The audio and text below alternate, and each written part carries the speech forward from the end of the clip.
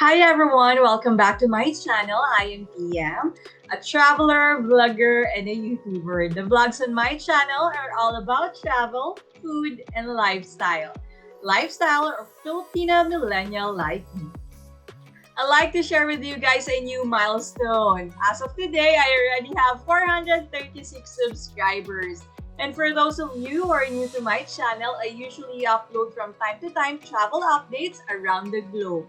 And if you did not yet subscribe, I hope you can tap the subscribe button now for you to be updated with my most recent uploads. For today's video, I've decided to create a content related to Brunei. Now, why Brunei? Brunei because Brunei government just recently released a new travel policy for non-citizens. Now, if you're fully vaccinated, unvaccinated, or partially vaccinated, then this video is for you. Before we start with the travel requirements, let me just give you a positive heads up that almost all of these travel requirements are actually traveler friendly, meaning lesser documentation on your end prior your arrival in Brunei. By the way, all of the information that I'm going to share with you on this video are actually legit and they're all based on these two Brunei government sites. The first one is the BruneiTourism.com and the second one is from the website of the Prime Minister's Office or the pmo.gov.pn.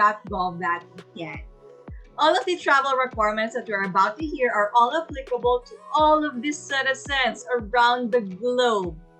Now with this, let's start with the first travel requirement. RT-PCR tests or antigen tests are no longer required, meaning pre-departure COVID-19 test prior your departure in your country of origin or prior your arrival in Brunei are no longer required. Second good news is that regardless of your vaccination status, you are allowed to enter or visit or do a leisure travel in Brunei. The third good news is that if you are unvaccinated or partially vaccinated, you are actually not required to undergo quarantine process or arrival swab test. The fourth one is that all travelers are not required or do not need to obtain any entry travel pass approval anymore.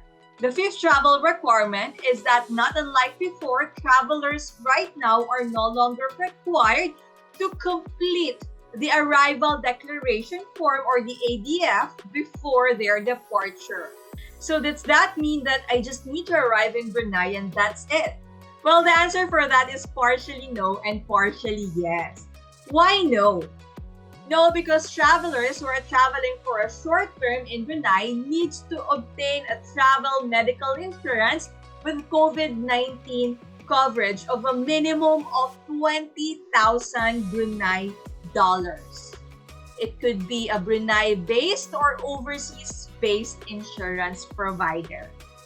That's that for the travel requirements. Now let's move on to the next one, which is the entry travel requirements. The first entry requirement is that you need to present a proof of sufficient funds.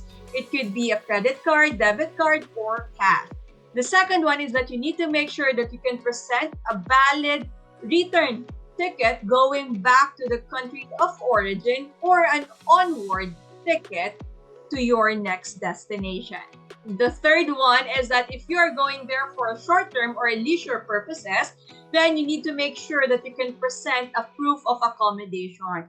It could be in a form of Airbnb confirmation, Booking.com, hotel confirmation, or others. Now, the next one is all about visa. There are actually three ways for you to get a visa. The first type of visa are all applicable for those citizens who are part of the Association of Southeast Asian Nations or ASEAN. Because if your country is part of ASEAN, then you are allowed to get a visa upon arrival without paying any visa fee at all upon your arrival in Brunei. If your country is part of G7, then visa upon arrival is also applicable to you. It's just that you just need to pay a certain amount of visa fee upon your arrival in Brunei.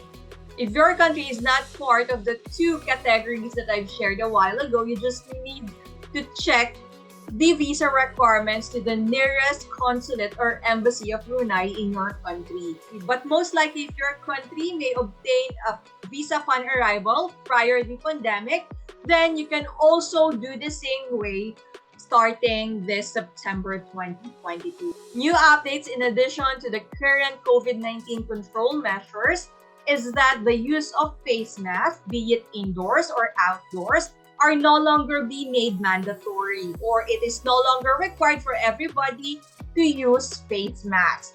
Those people who are currently working in health facilities, they're required to use face masks, as well as those people who are currently experiencing COVID-19 symptoms are all required to use a face mask. In addition, if the event organizer requires you or it's their policy for you to use a face mask, then you must abide to it.